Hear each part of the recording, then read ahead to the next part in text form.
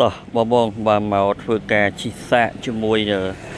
Harley Davidson បាទអានេះកម្លាំងវា1250cc បាទឆ្នាំផលិត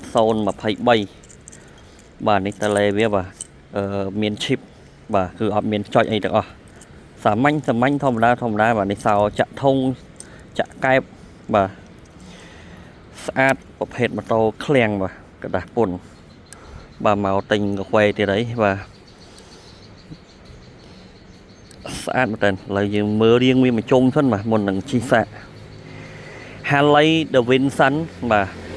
ឆ្នាំផលិតវា2023បាទកម្លាំងម៉ាស៊ីន 1250cc សម្រាប់បងគាត់ចូលចិត្តជិះ adventure បាទបែបដំណើរកម្សាន្តឆ្ងាយបាទជិះក្រៅប្រទេសនិយាយទៅជិះក្នុងប្រទេសក៏បានដែរព្រោះថាអានេះម៉ាស៊ីនវាធំវារត់បាទរត់តាមផ្លែតអស់ហើយបាទផ្លូវស្រុកខ្មែរបាទបងគាត់ចូលចិត្តជិះ adventure ច្រើនបាទឆ្លងប្រទេសបាទត្រូវចិត្តគាត់តែម្ដងបាទរៀងវាកាត់ពួក GS បាទអាចប្រៀបជាមួយ GS បានបាទកម្លាំង 1250cc នេះគ្នាបាទប្រភេទបូមបាទបូមកដាលគឺអានេះគឺចោះទួលឡើងទួលអីគឺស្រួលមែនតើបាទឥឡូវយើងមកធ្វើការជិះសាទាំងអស់គ្នាបាទបាទនេះកម្ពស់បងឆ្អឺតជើងបាទ1.76 ម៉ែត្របាទនៅឆ្អឺតជើងបាទប៉ុន្តែវាមានអា function វាមួយបាទពេលយើងកាច់បាទបើកសោចេះមកបូមវាតម្លាក់អូតូតែម្ដងបាទទៅតាមស្ថានភាពផ្លូវបាទទៅតាមកម្ពស់យើងបាទនេះតម្លាក់បូមអូតូតែម្ដងបាទលេងឆ្អឺតជើងអីបាទលយមែនតើបាទបងអូនស្រឡាញ់ function មួយហ្នឹងបាទគឺពិសេសមែនតើបាទម៉ូតូផ្សេងគឺអត់មាន function ហ្នឹងទេបាទអានេះយើងធ្វើការដេវា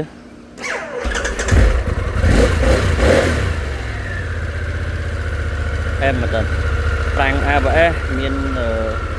គីឡូម៉ែត្រទំបាន7000គីឡូជាងទេបាទមានភ្ជាប់ជាមួយទូរស័ព្ទបានចាក់ចម្រៀងបាទមើល map បាទទំនើបមែនតើសំខាន់វាភ្ជាប់ជាមួយទូរស័ព្ទបានអាចនិយាយអាច call បានទៀតបាទនេះយើងមាន voice call មានតឡៅសលេងបាទមានប៊ូតុងនិយាយទៅដូចឡានអញ្ចឹងបាទដៃកោតឡានអញ្ចឹងបាទទំនើបមែនតើបាទមើលអំពែនេះ voltage បាទអគុយក៏ដូចជាកម្ដៅបាទមាន RPM វាបាទសម្ពាធកង់អានេះសម្ពាធកង់បាទនិយាយទៅមាន function ច្រើនបាទតោះឥឡូវយើងធ្វើការជិះសាកបងប្អូនគ្នា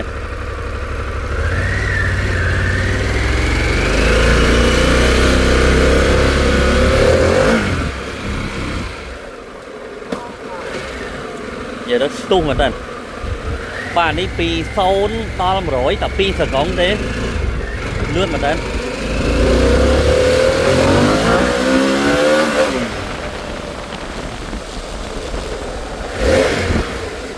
យាយទៅលឿនញាក់សាច់តែម្ដងបាទបងគាត់ចូលចិត្តលបឿនបាទធានាជូនតែហើយគឺស្រឡាញ់តែម្ដងហើយពេលយើងជិះបូមវាឡើងចុះទៅតាមស្ថានភាពផ្លូវបាទគឺពេលយើងចុះកលុកបូមវាឡើងលើពេលយើងតម្លាក់ជើងចុះបាទបូមវាតម្លាក់ចុះដែរអែមមែនតើកម្លាំង 1250cc បាទ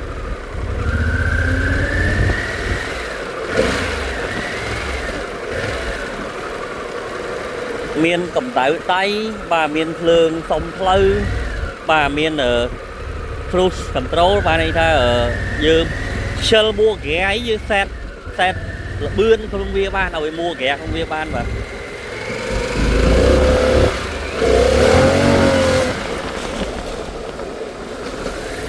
ចង់លឿនមិនក៏ពេលយើងចាប់ប្រាំងមកគឺទាញកង់មកត្រង់វិញបាទគឺល្អមែនតើបាទ